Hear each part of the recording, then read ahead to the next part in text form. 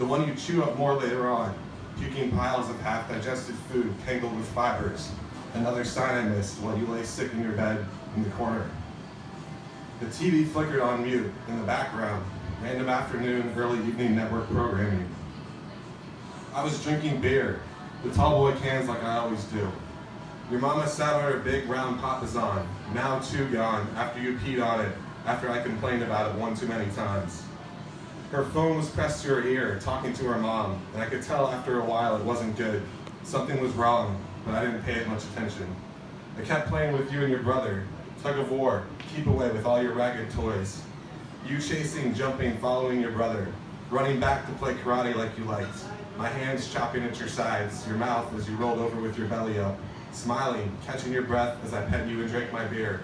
Glanced across at the images flickering on the TV, over out the window at the gray nothing, everything. Your mama hung up and sat still, her legs pulled up under her, staring straight ahead. I asked what happened, what was wrong. The moment, the silence hung.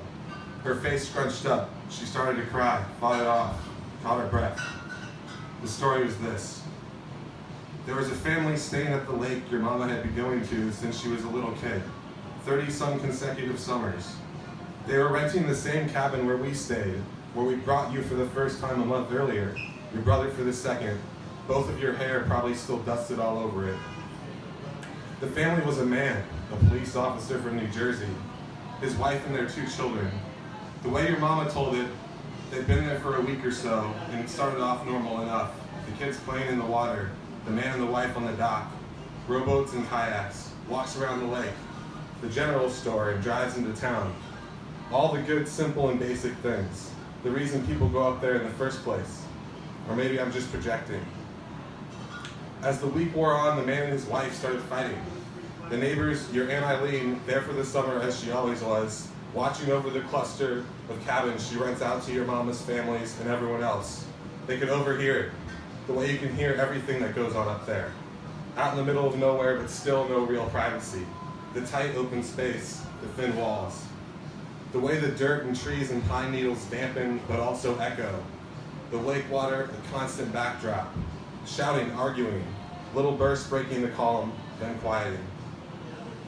It came to a head on the man's birthday. He was turning 40.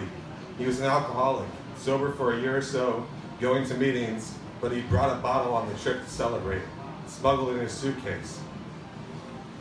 He started drinking early, late morning, his wife arguing with him not to, but eventually giving up and letting him do as he wanted. It settled down again in the afternoon, the man playing with his kids in the water, watching from the dock, smiling, squinting in the golden sun, the glinting water fading to dusk. It rose back up in the twilight, the dark, the neighbors, Aunt Eileen in her cabin, eating dinner, watching television. They could hear the arguing again through the windows, the thin walls, the screen doors, and the insect backdrop, the night lake small town home and calm. Then outside in the driveway, the half-dirt, half-gravel road. The wife said she would leave with the kids, and the man said don't bother. He would instead, alone. She said fine, she would like that, and the man paused at his open car door and smiled, laughed and said he bet she would. He bet she would like that, and she said yeah she would. And he smiled, laughed again, and said don't worry, she would get her wish soon. And she said good, she hoped she would. She hoped she would. What I think is that he drove up the hill into town, bought another bottle, drove back, drinking along the way. Windows up, down, radio playing, silent, just the vacuum hum, the asphalt buzz and warm forest wind. Maybe he stopped at the brewery at the intersection just up the road, had his last drink or drinks with the other tourists and locals, or by himself at the bar. Back at the lake he kept on, parked in the driveway, sitting on the deck looking out at the silver-black water, the small dark island in the middle, the low purple mountains edging the horizon. He got his gun from the glove box in his car, his suitcase in the cabin, already on his person. He walked back out onto the dock, down the ladder of the rocky bank, splashing, wading into the water. Maybe a loon called out, its howl like a coyote's, scary but beautiful. Maybe he heard it over the hum and quiet. looked up at the stars, clear, muted behind the clouds, drifting gray, almost white, reflecting the light of the moon. Maybe he didn't. He put the gun to his mouth, his head, his chest. He pulled the trigger. His wife, kids, your Aunt Eileen and the neighbors, the whole lake heard it. A single firework in August, only shorter, louder. A gunshot from a hunter, only too close and too late for that to be so.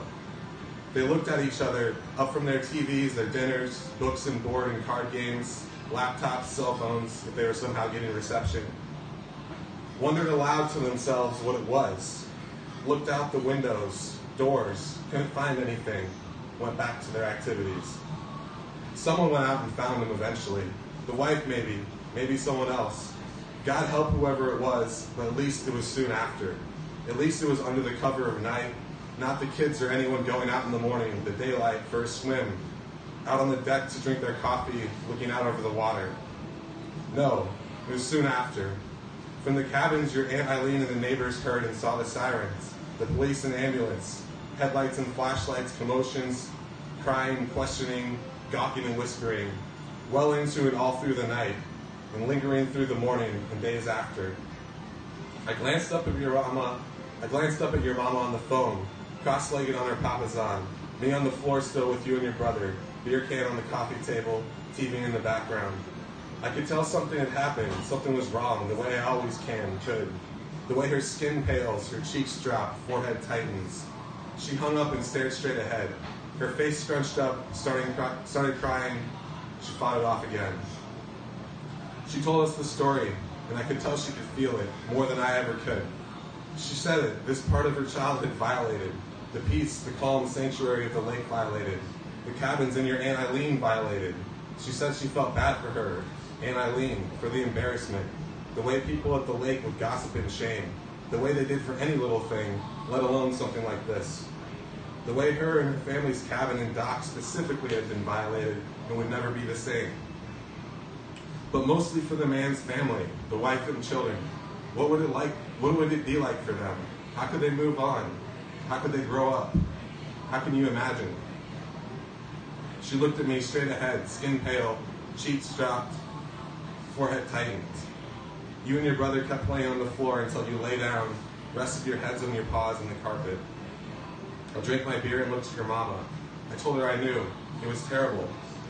But I didn't know. Not even close. I still don't.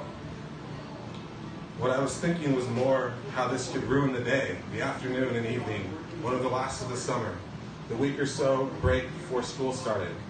What I could do to distract your mama, what I could say to make her feel better. I was trying to feel for the pain of your mama, the pain she felt for the man and his family, how devastating it all was.